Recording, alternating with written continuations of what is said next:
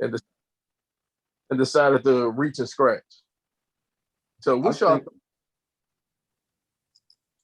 I'm sorry. I think what set him off was the Wisconsin coach grabbing him. I don't know if he got suspended as well, but he should have as well. But that kind of, you don't put your hands on him. Like that's how he handled it. And the same smoke that I had for AB a couple of weeks ago is going to go for Juwan Howard. You are a professional. No matter what in that situation, you are a professional. So you have to handle that professionally. And it wasn't. This is not his first time having a blow up or a scuffle like that. So I didn't agree. If you shit out of him, at least punch him at least 4 or 5 times, he won't get suspended for the rest of the year. I agree. That's gonna fire that man. I mean, if that little face grab would get you a regular season suspension, I would hate to see if he connected with that. Yeah, he got 5 games. So that's it. Yeah, it's breaking news. He got 5 games. 5 games suspension. I got something said the rest of the regular season. Well, that's 5 games. I'm about to say March Madness about to start up. Oh, okay. Yeah. Yeah, so March Madness be here in a little bit. But the reason why it happened, did y'all talk like? No. All right, so basically the coach broke an unwritten rule. You know, the team is up already. He tried to call timeout. Something petty. And Juwan was prepared just to do a little, you know how you handshake somebody and keep it moving? Mm-hmm. Juwan, as he's walking, he said, I remember this. I remember that timeout. That was some BS. And the coach for Wisconsin messed up because instead of just walking and shaking his hand and keep it moving, he blocked his path. And that's when it got like, hold on, man. Then he got close, got out my face, this and that. You understand. I definitely understand. As melanin young men, we understand how that works. Like, hold up. I'm already pissed off. And then you going to impede my progress. I'm trying to walk away. And you blocking me. Bruh, get out my face. And then that escalated.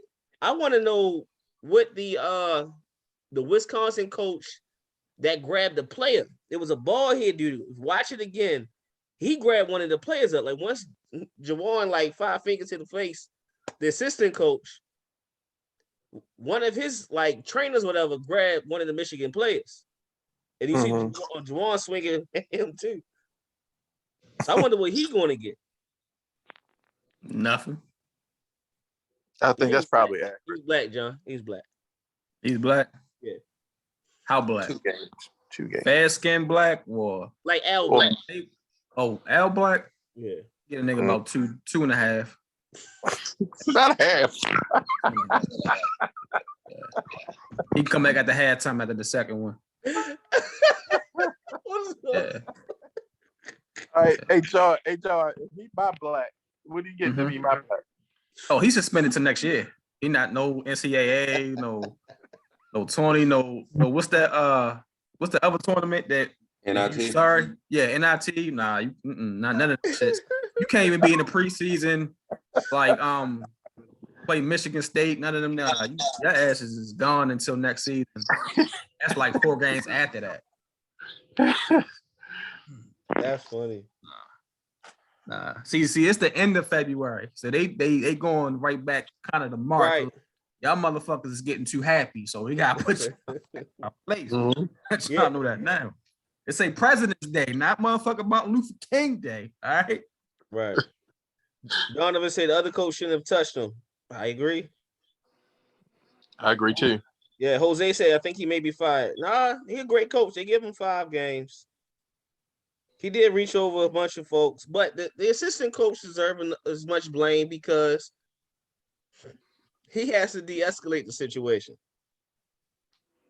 And I know from experience how, as an assistant coach, sometimes de-escalating the situation ain't really in your mindset. So I can empathize with him. in that situation. Right.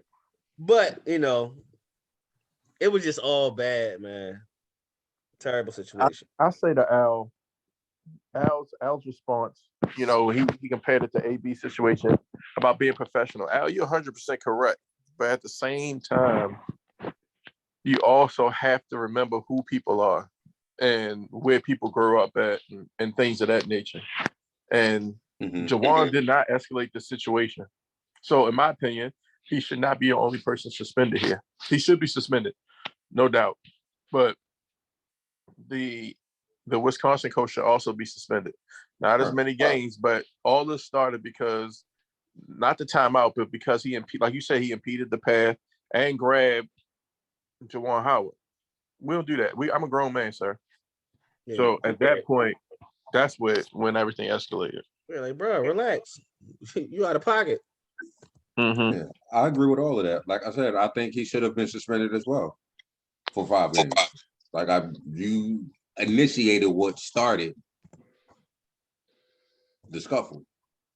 So even if it's not 5, I think it should be 5. But he should get something. Ben Wiley got suspended for the Malice and the Palace too. So Wisconsin coach should be as well. Yeah. Like I said, he initiated, but again, Juwan Howard was, and like I said, you're a controller of your reactions. I'm not forgetting where I'm from or where he's from. It's just you're the leader of young men. You're the leader of young minds. So if that wouldn't have been tolerated from you for one of your players, why should that be tolerated from you for yourself? Good point. Great point. Great point. All right. So moving on to the second quarter of things, the HBCU Legacy Bowl was this past weekend. Basically, it's like the HBCU All-Star game. There were 2 teams were represented.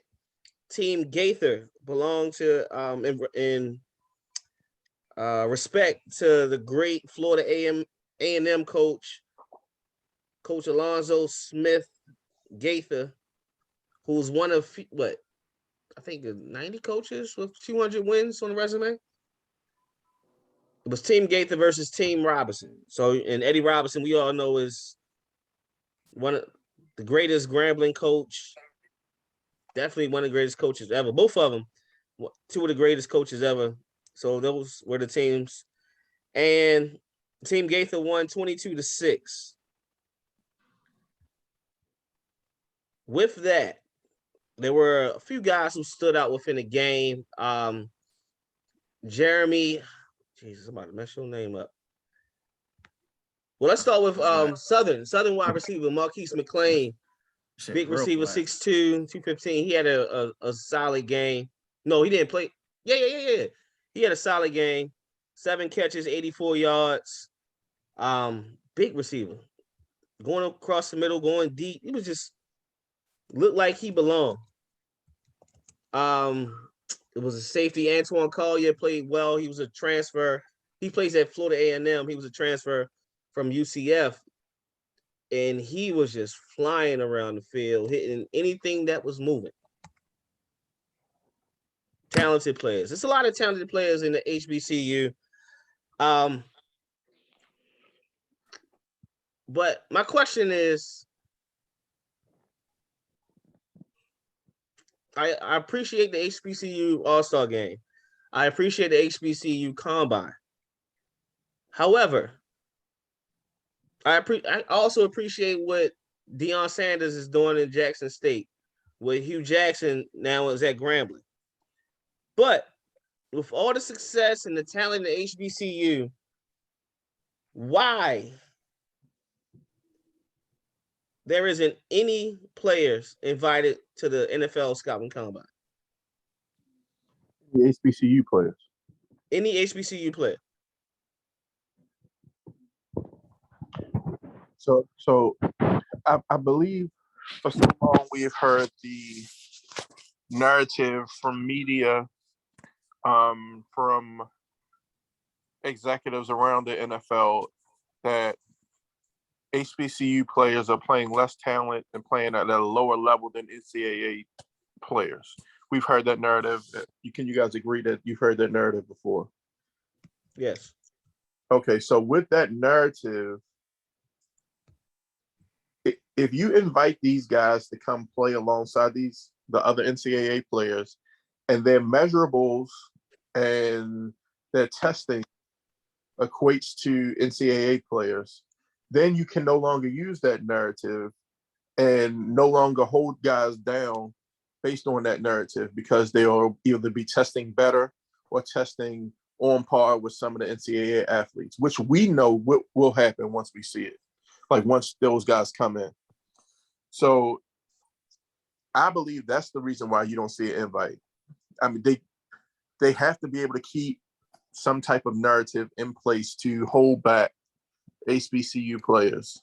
And the only way to do that is to not let them test alongside the same players on the same platform.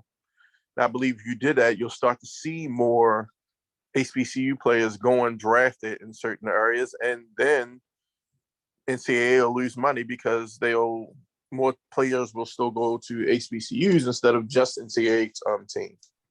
I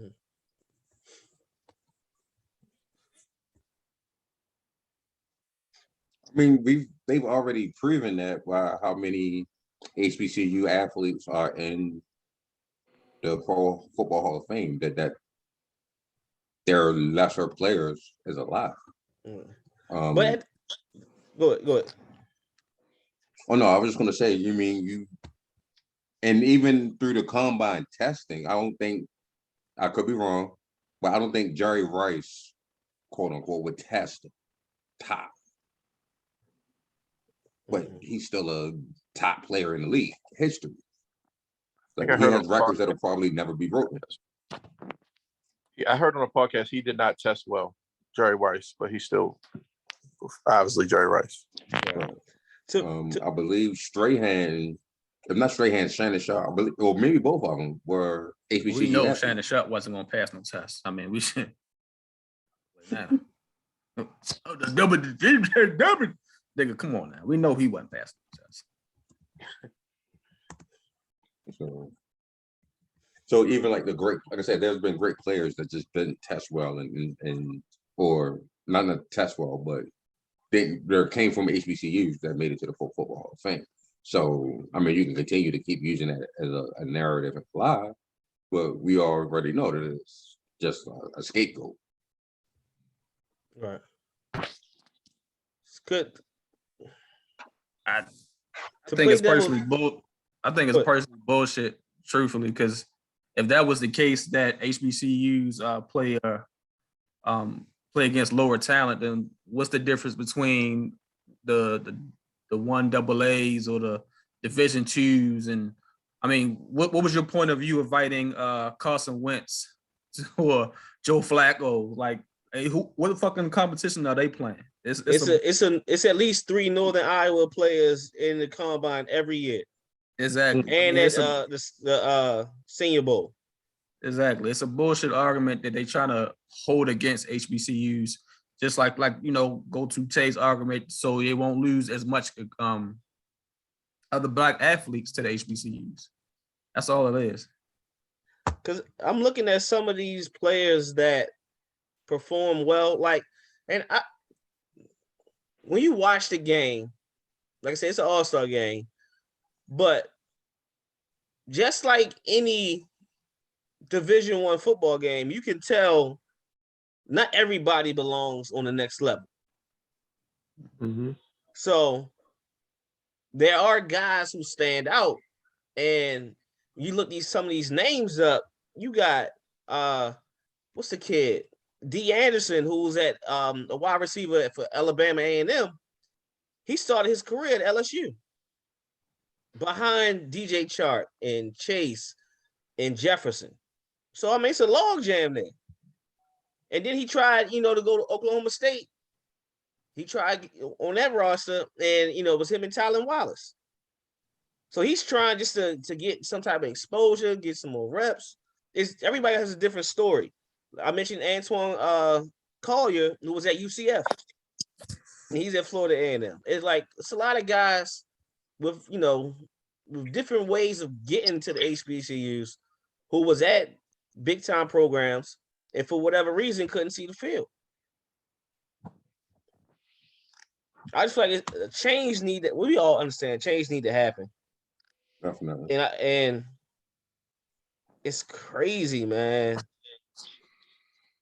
It's crazy that it's still like this. And it's like, who said this? I think Taywan said it a couple of weeks ago about certain coaches being happy just to have a seat at the table. I think you mentioned that, like Deuce Staley or somebody was kind of like going against Brian Flores' narrative. They were just happy to be there. Right. We don't want a HBCU combine just to appease us. Like, no. We're talented. Put us with the rest of them. Yeah. You put North Dakota State and Northern Iowa and Southern Illinois, all these random places. You put them in there, like, what's up? Why can't you put Grambling, Jackson State, Howard? You know what I mean? Like, it's ridiculous. Because, and to your point, let me just say this. Them having a HBCU combine and HBCU All-Star game in itself is a step in the right direction. Although doing that is not particularly what we need. No one's asking for a handout. We want to compete. You know what I mean? So wanting to compete doesn't, although appreciated, does not mean separated. Right. Competing, we want to compete at the same time on the same level that everybody else is competing on. Yeah. Because ultimately, when you get to the NFL, that's what you're going to be doing. So what better way to show that than allow you to come? What do you guys think? If, like, now that we have Eddie George coaching there, we have Dion, we have Hugh Jackson, and I'm just mentioning them because they're former NFL players and bigger names. I'm sure that there's great coaching talent amongst all HBCU programs, the majority of them. But if they would schedule more of the D1, the more recognizable schools throughout the regular season, would that help? Oh, without a doubt. Because Arkansas Pine Bluff play somebody gets spanked every year. Mm-hmm. Now, here's my thing. It might not be pretty, but it will allow somebody to shine if they can shine. You know what I mean? It will get the exposure that you're talking about. But what I'm most impressed about, what I think should happen with the hiring of those guys that you mentioned, is their connections in the NFL, whether it be scouts, whether it be assistant coaches. Mm-hmm. They can say, hey, I got a guy that you need to check out, and I can tell you that he's a legit guy. And I don't know if it's going to happen this upcoming year, like meaning the 2023 NFL draft, but we should see results from those guys being in HBCUs, telling them, hey, you need to take a look at this guy. And if they take a look at him, they might possibly draft these guys, whether it be 5th, 6th, 7th round or whatever the case may be. And that's contingent upon us not being able to compete with them on the field at the combine. And you know what? Before we move on, I just thought about something. There are coaches who have NFL ties and NFL experience, not named Deion Sanders and the other guys I mentioned, who's like within, like, well established at these schools. And I actually talked to a wide receiver coach at Howard a few weeks back, and I asked him, like,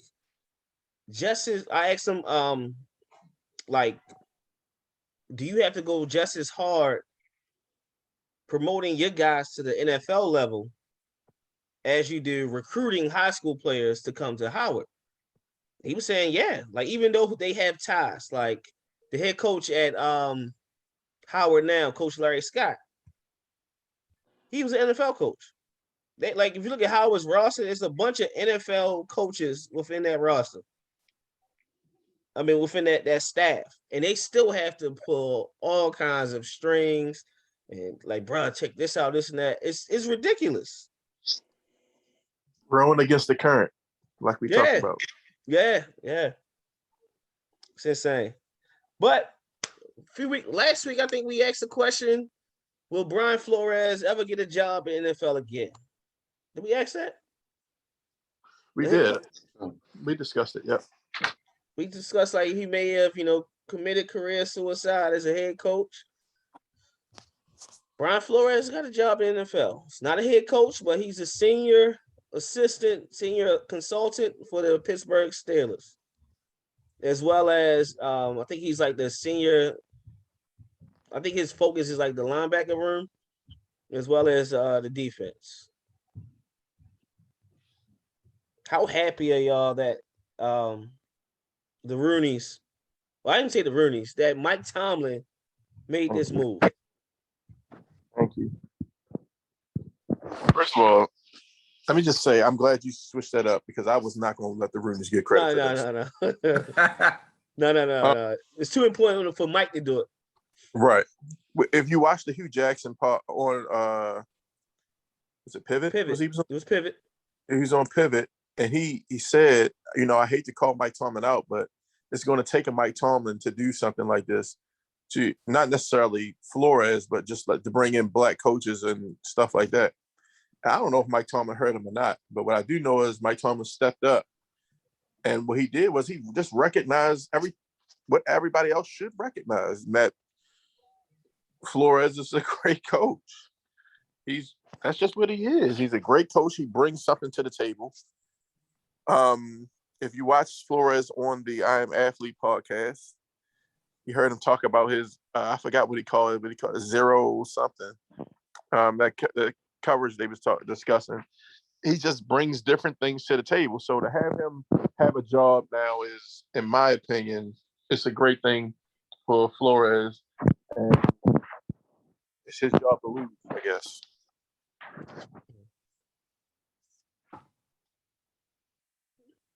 Any other thoughts? I say I'm happy or not happy. Because of the way he went at. Where he went at, for one thing, as the Ravens fan, you don't like to see, that coaching staff get even fucking better, especially defensively. Hey, right, because they promoted Terrell Austin to DC, and you add Flores, you're like, oh, bro. Exactly. And that coaching staff, that meeting room be even more crazier than ever. Especially like the years you have and you feel like you need to get better on defense, so you go get him, which is a steal at that position. It's fucking crazy. So, but as a football fan, you're happy to see that, not only because he's a black man who deserves another shot to get in and move ahead and find another great job as a head coach, but then also you like to see Mike Tomlin step up and be like, all right, you ain't have a black coaching staff, so you going in the right direction. It's just it's a win-win and a lose-lose for certain people like me.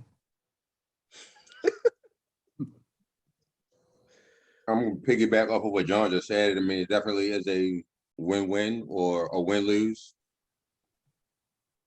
It's a win because Brian Flores is getting another job in the NFL while he has an NFL case against the NFL pending.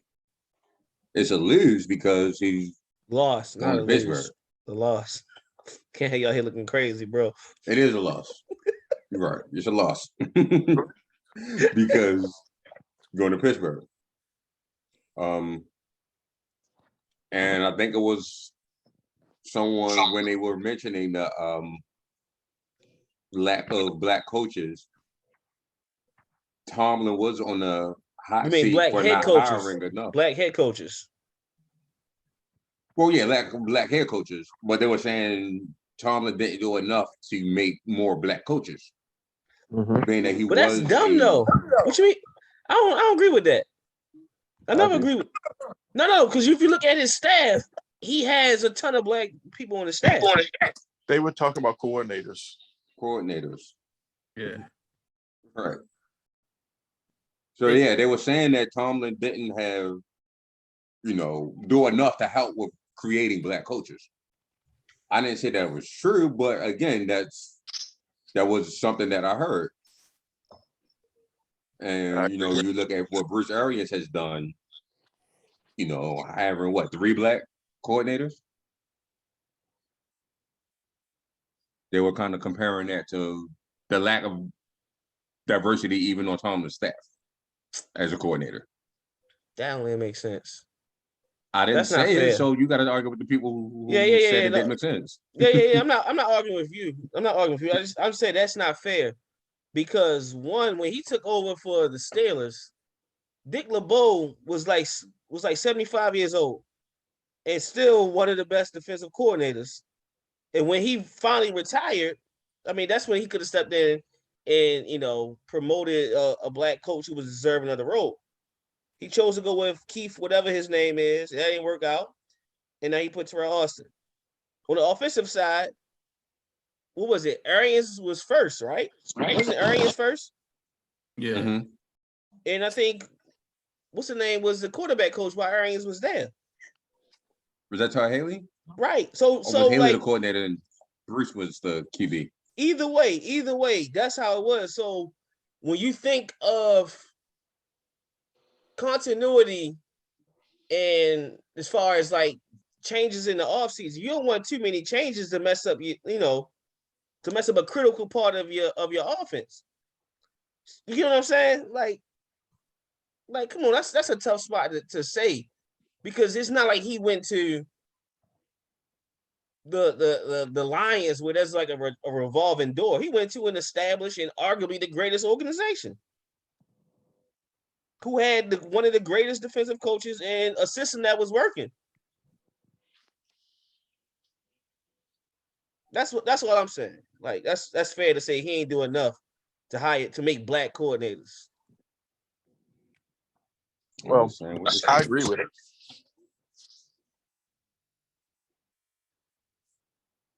But again, no, I'm not gonna make it personal. We'll tackle that again. We'll see what happens with this defensive coordinator we have.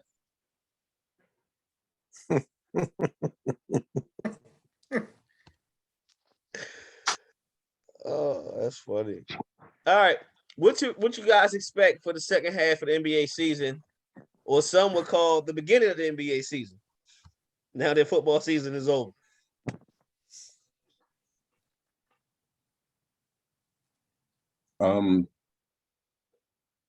So let me just go over the standards real quick.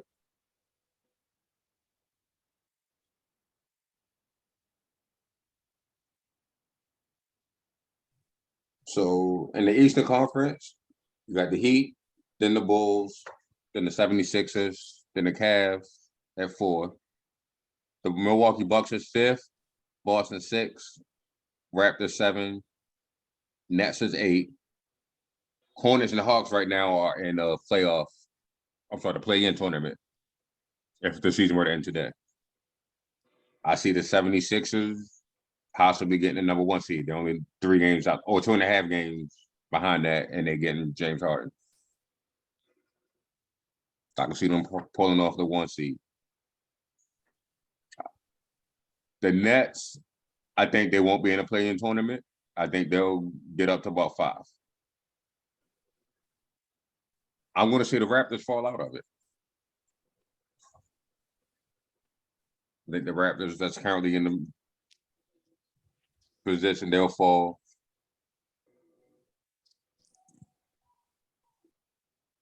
On the East. So who will go in? You say fall out of even the play-in Raptors tournament? is going to go down, so that would shift up the Wizards to the number 10 spot. They a game away from 10 right now. Now the Wizards will not have Bradley Beal for the rest of the year. The best player is out with injury. All right, maybe not the Wizards then. Nets also signed Goran Dragic today. So even if Kyrie, like if New York doesn't lift the mandate, which they anticipate and they will about the COVID mandate, and he still got to play like half the games, you added another proven point guard in Goran Dragic to go along with Patty Mills, and then also Ben can handle the ball, and KD will be back healthy after the break. In the West, sorry, Lakers fans, we ain't making it.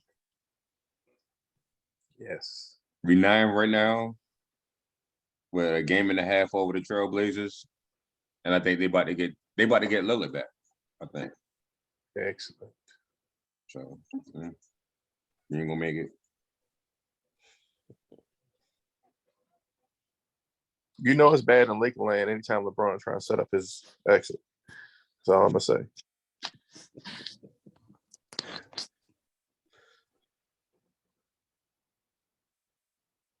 So I see that changing. Phoenix still the number one team in the West right now, right? Phoenix is number 1, followed by the Warriors. They're 6.5 games behind the Suns. Grizzlies, then Jazz. Dallas is 5th. Nuggets 6. Timberwolves 7. Clippers 8. Lakers and Trailblazers are right now in the play-in spots.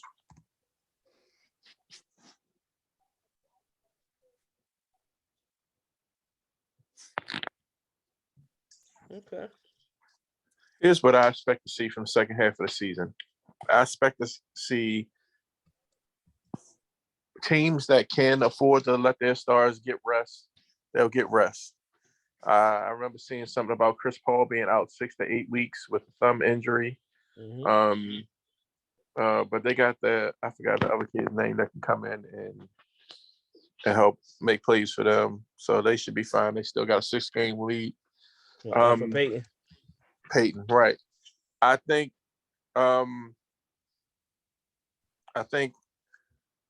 you're gonna see KD get healthy, James Harden get healthy. You're gonna see a lot of these teams use this time to really start gelling. So we should see some good basketball down the stretch. One thing I'm excited to see is some of the emo matchups that's coming up, like Philly versus Brooklyn. It's always a good matchup watching the Suns versus the Warriors. It's always a good matchup watching the Lakers go against people. It's always good watching the Sixers and the Celtics go at it. So we're just waiting to see somebody step up and distance themselves. You said Chicago's what, 3 or 4? 2. Chicago's 2? Okay. So I don't know. I'm excited to see some of these teams. The Eastern Conference might be more entertaining than the Western Conference playoffs this year, from what I'm seeing. So, Facts. I said Elfrid Payton earlier. I was looking at Campaign in my mind, Cameron Payne, and I said Payton. That's the light-skinned dude with the goatee, right? And yeah, lefty. Yeah, Cameron Payne. Well, Payton on the team too, but Payton the one with the dreads, right? No, he got a little credit right now too. Oh, okay. Yeah. I thought he had dreads. I think what's the name? I don't know. I think y'all gotta watch Chicago more. I think Chicago, they're waiting to get healthy again. I think once AC come back, I think Chicago will keep rolling how they doing. Zach LaVine is back now. He missed the last few games. Like the last month, I want to say. I think Chicago stayed within the top 2 seeds. They're just the way they play, it's unselfish, it's defensive, it's up and down. And DeMar DeRozan is a killer. Like, it's crazy. Now? He's a killer now? No, he been a killer. Until he go against his hero. Until it was LeBron. He can't play against LeBron. That's his hero. Yeah, until it was LeBron. It was a killer up until that sounds like some LeBron. dick That's what it shit was. to me. Motherfuckers get to play in the playoffs and they start to act soft and shit. Like, bro, And they want to be friends. You right, John. right? Yeah, I don't know what it was. Couldn't get past LeBron, but I think they stay up there. What I expect is one of these guys to run away with the MVP, or should I say, no, forget MVP. I think MVP is a two-player race right now with Embiid and DeRozan. I expect Steph Curry to throw his name in the mix as they make a run at that number 1 seed with Chris Paul being out. But I expect the best player in the league to put the league on notice. And that's Giannis. I expect Giannis to assert himself as the best player in the league. Where'd that come from? That's what I expect. When he become the Because best? we said when? Yeah, Have you watched him this year? he ain't better than KD. See what y'all saying? He's not. Look, I'm not gonna Okay. say that. I'm not gonna say none of that. I'm how I feel when Herb start, talking about Giannis praise. He don't believe it. He's not gonna believe it. No. You can't say that. Because my stance on Giannis was all about growth and evolution of his game. And what has Giannis done every single year? Evolved his game. He won the ring last year. He won the ring last year and he shot what, 50, like 100% for the free throw line? If you watch Giannis this year, watch him come up and pull up in transition and shoot the three consistently. Mid-range shot consistently. Post moves, turnaround jumper, consistent. Now, he's not just a downhill player no more. He literally does it all right now. The best player in the Still game. ain't better than KD. I mean, No. I respect that. I respect it, but KD ain't in the game right now. He hurt. When healthy, KD can take his spot back. We'll see that. But right now, it's brush his head Giannis. first, but Right now, it's Giannis or Embiid as the best players in the game right now. He ain't brushing his hair. yeah, I ain't got an issue with that. That's for sure. Well, He that's need a what I perm. expect to see. I expect you to ain't see got no Giannis go issue with him crazy. not brushing Hold his on, hair. time Or out. no issue with the list. Which one is it? He need a perm, yo. I don't think that's Time gonna out. work. That shit might fall out. It might be medical with Naps. him, yo. Because I don't It think might- it's beads. Not medical. Something. What Don't say he disease got is the, that? don't say I he don't know. got I the think pants it's- from Martin and shit. It's something Medical disease. deeper than that. I don't think it's just like nappy head or something. I don't know what's going on with KD. He might got Well, Zika. how do y'all just skip over the fact that he just said Kevin Durant was the best player in the league? Which I'm not gonna argue. Y'all know how I feel about KD, but We I'm not gonna argue him being the best player in the league. But in the very next breath, you gonna say Embiid need to brush his hair? And B got a cruddy. It's supposed to be like that. Yeah. All right. He said KD they needs to talking brush about his hair. KD. Yeah. KD got Oh, you brush said his hair. KD need to brush his hair? Yeah. Okay. Yeah. Yeah. Gotcha. I thought you were saying Embiid need to brush his hair. I'm like, how you gonna say that? You just champion KD. Nah. KD shit look like dead plant soil and shit. Like you gotta fix it. All right, come on. We got a show to get there. Let's not even go around anymore. All right. Does It's fine. LeBron has enough pull to make sure he plays with Bronny? If they go into a bad team, yes. Because you have to remember that it's a business. LeBron provides business opportunities. You know, your sports franchise, your sports bars, your neighborhood response, your ticket sales, they're gonna go up when LeBron comes to your city, even if he's 56 and a half. So he has that pull. He don't have that pull on the Lakers unless we that desperate and we fell from the grace of basketball god stature. Y'all there? I think we Is are. is Bronny going to warrant a lottery pick? No. I mean, why? Why? Yeah, I don't think it's safe to assume he'll be a lottery pick. This only his junior year. Okay, then I'm letting y'all know right now. If Dallas draft Bronny,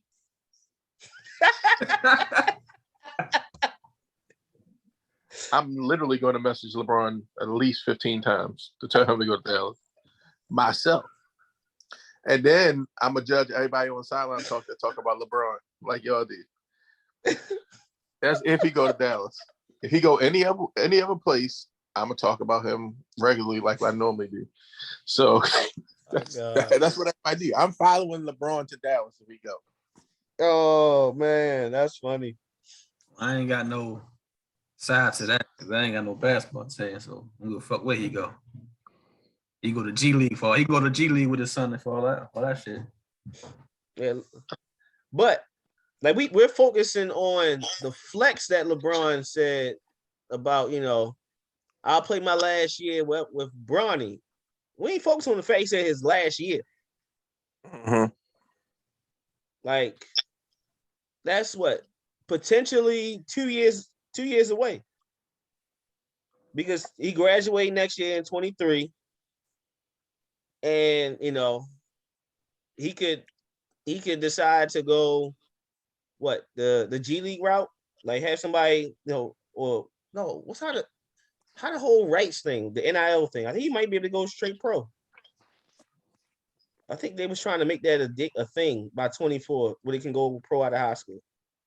But if not, he would have to do a year. For the best. Yeah, I think they was trying. The target date was 2024. But if not, then he still had to do a year of college. So by 2025, LeBron's last year, he played with Bronny. We talking about a guy who's right now is still putting up the same average he's been putting up his whole career. 29, 7, and 7 at 37 years old. It's crazy. So 40-year-old LeBron, 39-year-old LeBron can command that type of pull? I don't think so. I think I think Al's point is spot on. It depends on where he go. Like I think from a business standpoint, like you said, Al, like who's like the worst team ever right now? Is it Memphis? Or No. who's the worst team ever? Like you can think about, like as far as fan base, like Clippers. money and all. The Clippers? Probably. Fan base wise? The Clippers. Well, fan base wise, they chill. I mean, everybody got solid fans, but they ain't got they ain't got nothing. They ain't got no banners ever. Yeah, they ain't got no banners, but I mean, who's down on attendance? Who's down on whatever? That team is a team that has to bring, like the Wizards did, but the Wizards. Is it? The Wizards might be the team you're thinking of. Maybe Sacramento or something like that. Cause they stupid as hell. All right, so say Sacramento then. They stupid.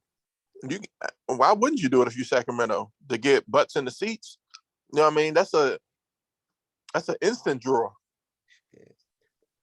LeBron, and I think LeBron capping too, because if it is somewhere like Sacramento, oh no, I ain't had my son in this stupid situation. He might pull an Eli and Archie Manning. Oh hell no, you ain't going there. Or Kobe, no, I'm not going there. Trade me. Trade me. Like that's crazy. What would y'all think? Let's just say, all right. So Oklahoma has a ton of picks, ton of future picks, ton of first round picks, right? If he go there, it's no biggie. It's Oklahoma. But let's just say the 2025 draft come around. A team like Golden State drafts Bronny to back up Steph. What would y'all think of LeBron's legacy then if he joined Steph Curry and Klay Thompson on the Warriors just to play with his son? It would be a "I told you so" moment. I already know LeBron is a super team chaser, and he destroys teams. He destroys franchises in his wake. He's like what's the dude from the Avengers? He's he's a Thanos of front offices. When he leaves, he snaps his finger, and like the front office is in shambles after that. So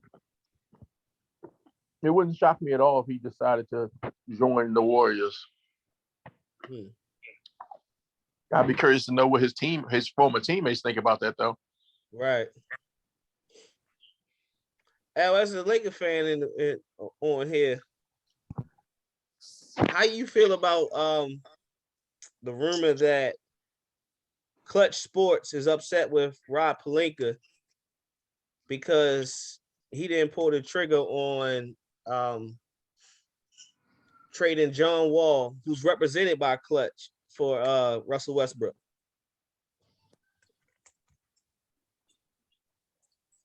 I feel like we would still be in the same spot because we don't know what John Wall is at this point. He hasn't played. I still feel like we'll be in the same spot, but I don't know why Clutch Sports feel like they should be in our front office. And I thought that our front office was doing better, that we got rid of Jim Bus. Yeah, Jim. Mm-hmm. We right back at the same spot. Why we coveting picks? It's not the NFL draft. They only have one. Like, They only have one. They only have one draft, one first round pick, like in the next 4 or 5 years, somewhere around there. So they're not really coveting picks. That's fine if you're going to create a super team of great players. You're not going to be getting anybody with these picks anyway. Right. To go back to against that, I think Rob Pelinka is actually doing a good job. The issue is, and also why the Lakers are so bad this season from a roster standpoint, is because of Clutch Sports and giving LeBron a little more leeway. If you look at the team that was assembled when Rob took over, I'm talking about like when Magic stepped down, it was just Rob. He put a team together with Bron, AD, Rondo. You still had a Caruso here, shooter, defender. I'll be right back, yo.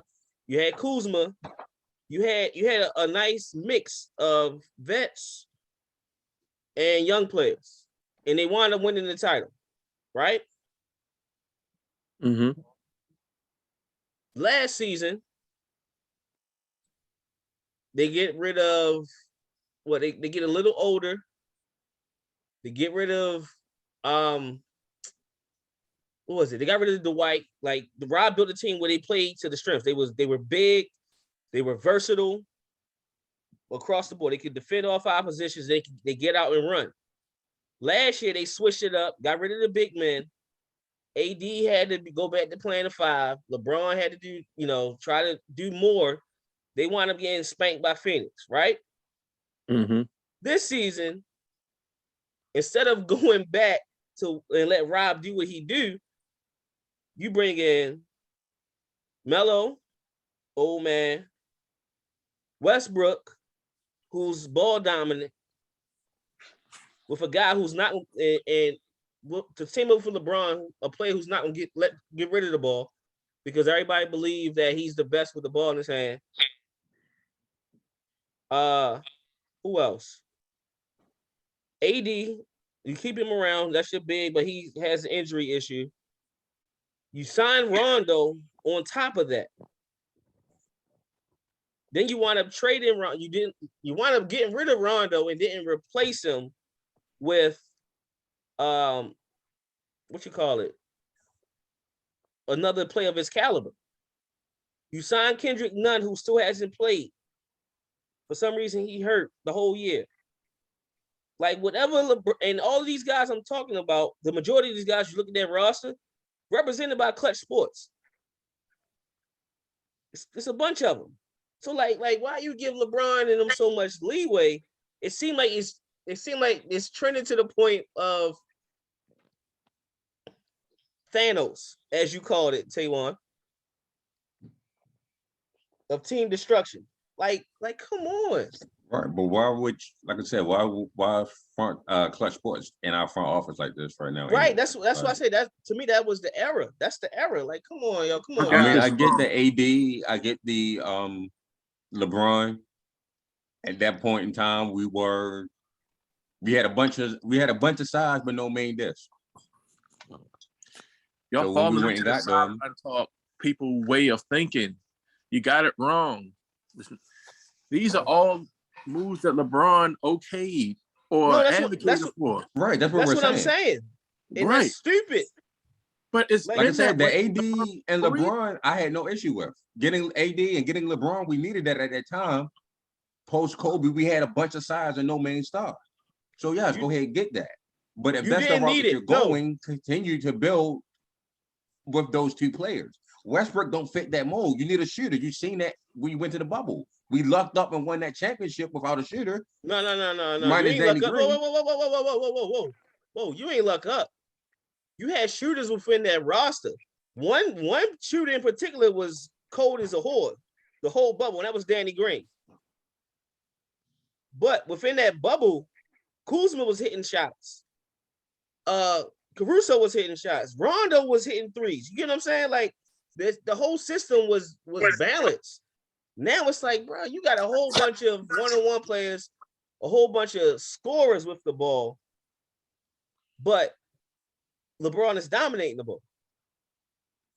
You relying on 37, 36-year-old men to dominate the ball in an era of a bunch of kids running around. And like the Lakers did not need LeBron and AD. The Lakers wanted that because they didn't like the Lakers organization never has been an organization that rebuilds.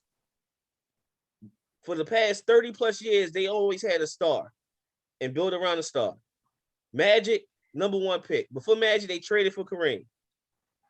After Magic and Kareem, they scrambled. The Fields of Magic had the bug, and they ain't had no star. They wasn't relevant. They scrambled to get Shaq. They made sure they drafted Kobe. The Lakers, for some reason, are scared to rebuild. They're scared to get it out the mud. This is not their formula. That's never been their formula. That's what I'm saying. That's them being scared. That's that old way of thinking. When you look at teams like Golden State, who paid their dues, and Golden So State besides Golden State and San Antonio, no team of the 2000s has got it out the mud, like you said. Toronto, maybe. Toronto was there every year. They made a trade. They made a tough decision to get rid of arguably the best player in their history for Kawhi Leonard, and they won it. What about the new wave Boston? Not the old Big Three Boston. I meant like Tatum, Jaylen Brown, all those guys for Boston. That's another And what one. they get? They got nothing. They haven't won. No, L. They haven't won, but they're relevant every single year. The Lakers, the whole mindset is I want to win the ring. We don't chase it. relevance. We chase championships. I get that. You're chasing championship by chasing stars. You're gonna cripple your franchise by chasing stars. And build your franchise. So look at the way the Lakers are formed now. Who's the young star on the team that carries the torch when 37-year LeBron retires? You don't have one. That's the issue. You're banking. We wasn't drafting it anyway. Who's gonna be the guy? I'm not Kyle Lowry. What's the dude that's Kyle Kuzma? Taywan. He just said the Lakers wasn't going to draft it, right? Yes, that's what he said. He said that. We've never done that. Wait, Al, let me finish. 1979, who did they draft? They drafted Magic. 1996, who did they draft? technically they drafted what's his name? Point guard Fisher. They didn't draft Kobe. The Hornets drafted Kobe. No, Al. That whole pick, they had Charlotte pick Kobe because they wanted Kobe. Kobe from the jump said he was going to the Lakers. They didn't draft Kobe. Even though they didn't draft Kobe, they had Kobe's rights before the draft. So my point is, you can't say they won't do it because the two of the greatest players ever, they did it with. But the issue is, how can you? But if you wait, let me finish. The reason why the Lakers struggled so hard when Kobe retired is because the destination wasn't attractive no more. In this generation, you can't just sell the body on LA. Everybody lives in LA in the off season. Can't come to LA. We got the stars. Hey, bro, I live here. Majority of the year. Oh well. right. So you gotta have a different formula to attract young talent and keep that revolving door. This old way of thinking ain't gonna cut it. It's the way that we won our last 6 championships, literally. And it's not. When you look at the last 5, Shaq wasn't drafted by the Lakers. Kobe wasn't drafted by the Lakers. Rick Fox was not drafted by the Lakers. Pau Gasol was not drafted by the Lakers. Ron Artest was not drafted by the Lakers. LeBron is not drafted by the Lakers. Anthony Davis is not. Danny Green was not. Dwight Howard was not. Rondo was not. So you can't say that that's not how they do them. When in the last 6 rings, they've literally done it that way. No, I get what you're saying. We agree with, you're agreeing with me. I'm saying you can't move forward in this generation with that old mentality. That is literally how every team is moving with that mentality. Shit, it started when we got West, Baylor, and Will Chamberlain. It started then. Wait. So every team in the league is banking on breaking their cap space, breaking team chemistry to appease 1 or 2 superstars. That's what you're saying. Every team now is banked on getting superstars together. We said the Warriors because they drafted Clay, Draymond, and Steph. They got 1 ring out of that. They got 2 more rings when they added Kevin Durant. So literally 1 ring was built out of that by the Warriors. The rest of it came when they added Kevin Durant. I think what you're missing is you're looking at the end result of the ring. I'm looking at the destination every single year.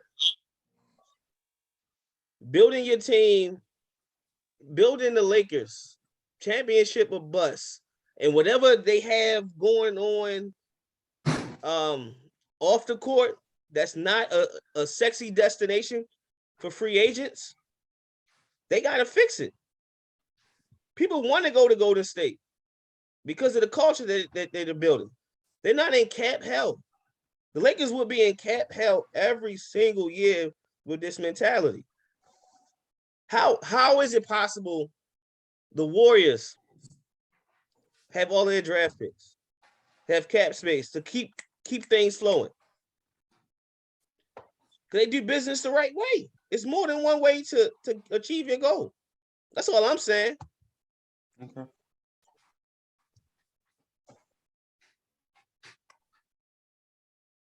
That's how I look at it. LeBron gonna retire, and then the Lakers gonna be irrelevant for what? The next 5 years? Until somebody do what they were supposed to do with getting Buddy this year instead of Westbrook. So okay. So Buddy would have been a superstar that everybody come flock to. No, I said for this year. That's my thing. You're looking at year to year. I'm looking at legacy. I'm looking at consistent years. You worried about year to year when the Lakers did 4 years without Kobe? It was like y'all the worst team in the league. Where it shouldn't have been that way. Should have been Damian Lillard, but hopefully he learned his lesson. It should have been Bradley Beal, but hopefully he learned his lesson too. Wait, No, he learned his lesson. That it's a lesson in that. Why didn't they go? You gotta That's tell me the that. that's the real issue. Like, why y'all ain't go?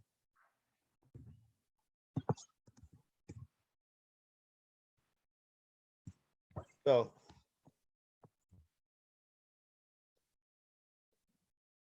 but You building your team year by year in the NBA because your draft picks, like I said, your draft picks, what you get a good handful to hit every year. The last that had a whole bunch of full first round talent was what, 03? no. I don't understand what you're saying. Like you saying You know 03 how was you a had 84 draft. That's a classic draft. Then the okay. 96 draft was the classic draft. Okay. And then the 03 was the classic draft. And Okay. then they haven't had a classic draft in the NBA since then. Are you high? So why are you coveting? Wait. Are you high? What you mean they haven't had a classic draft? Who's the classic draft that you can put up with 80, 84, 96, 03 since then? That's what I'm asking. I'm not stating it. I'm asking. 18 is, I think was it 18? Whatever year Lonzo got drafted, it's shaping up that way. Okay. With Fox, with Ball, with Bam, with Tatum, with Brown. We talking about guys who are all-stars. Like, look at it. It's shaping up that way. John Wall's draft had a ton of stars. It ain't have to be like drafts don't have to be legendary to be respected. There's talented players every year. I'm just saying it's far and few between. There's difference makers every year. Ain't no reason the Bulls are in better shape to win rings the next few years than the Lakers would be.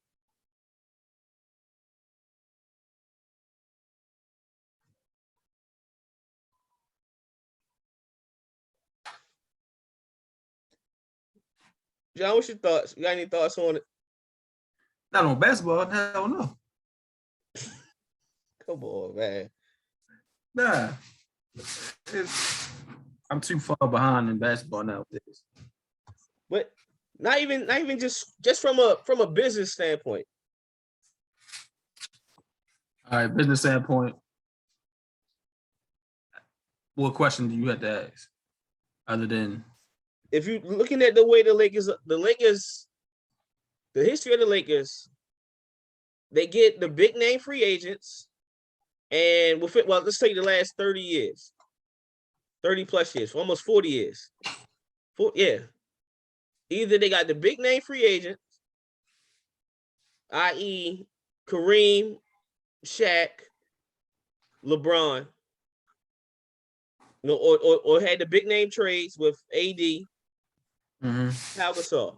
They drafted two of the greatest players ever within that time span, Magic and Kobe. The way they're constructed right now, if LeBron retires, who's the attractive piece to keep the Lakers afloat? AD is the what? Lakers not even afloat right now with LeBron and AD and Westbrook. So what are we doing? They're not even afloat right now. There's no. That's the point. Al, you saying they're saying they're not afloat because they're not in the position that you expect, that the typical Laker fan expect. If you're not in first place, it's a wasted season to y'all.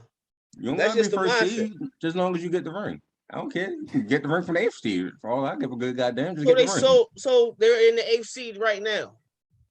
They're the 9th. But. Okay. So let me ask the question. Let me answer the question, not on the outside looking in, not being a Laker fan. You can look at it from two different point of views. Do they have a real attractive piece? I would say no, not at this moment. But you can, on the other side, you could say, well, if I can keep AD and try to draw in your real star player that might be saying something.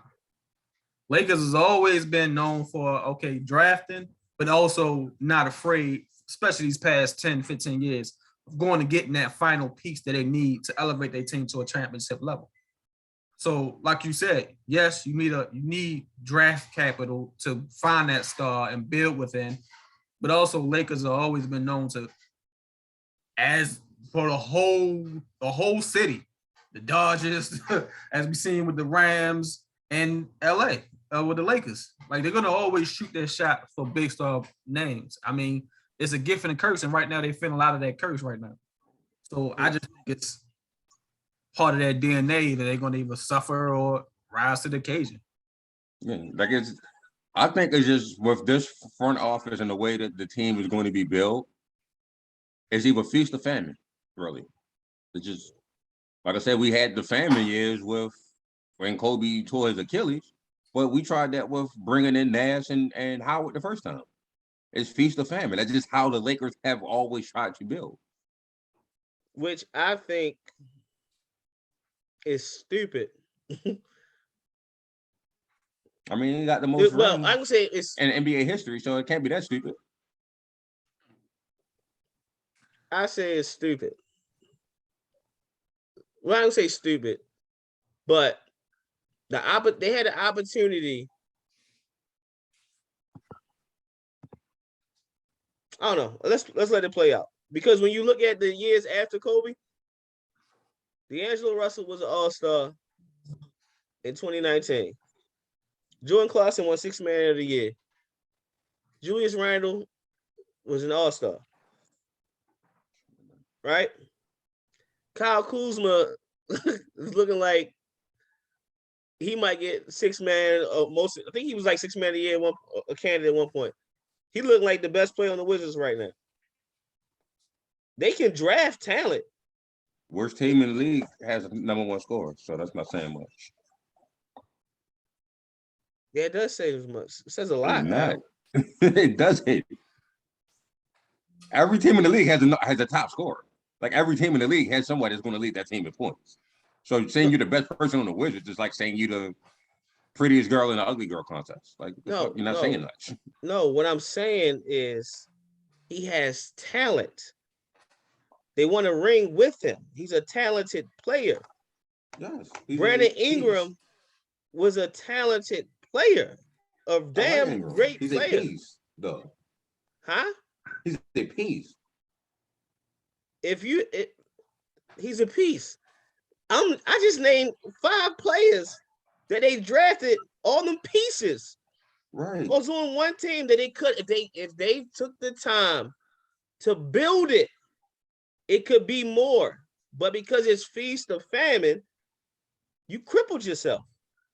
I don't think it would have been more because these guys are just pieces. Even if you have a bunch of C players, you have a C.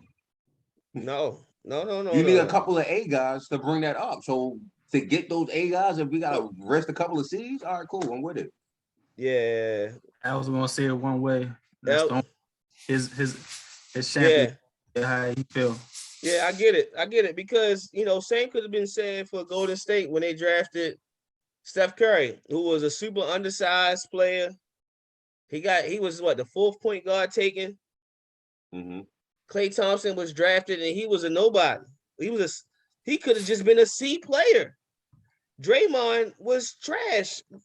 He was a 2nd round pick.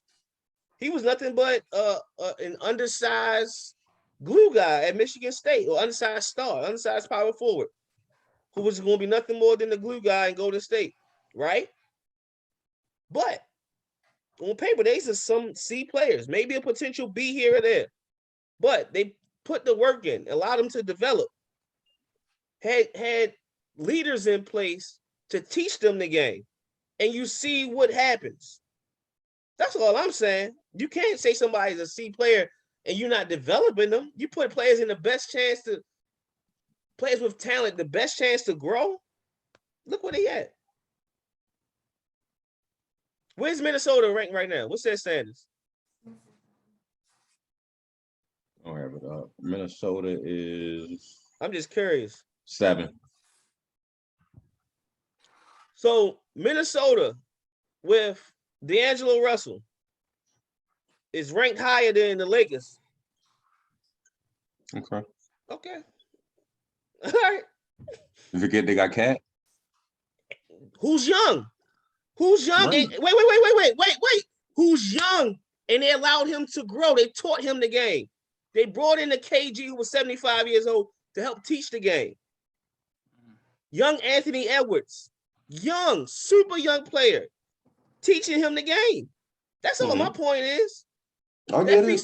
That feast of famine works. It works. But at the same time, like, yo, you can't bank on it and like you got to get with the times. You can't bank on it in every generation. All I'm saying is the Lakers have always been feast of famine. It just so happens that a lot of the times they will feast.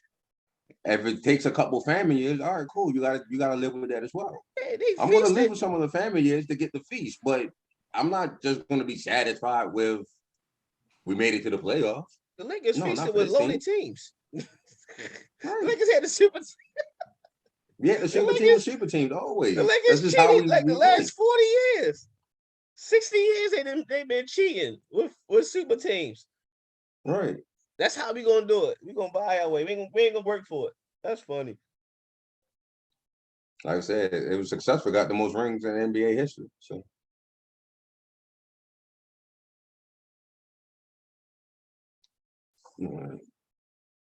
What is this?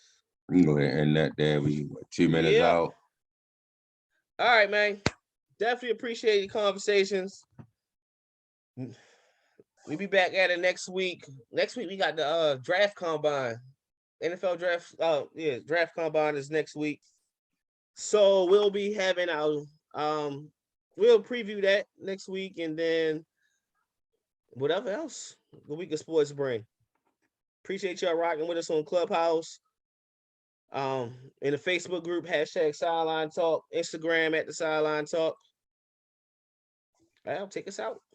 Be blessed, be productive, be more. We love you. We out.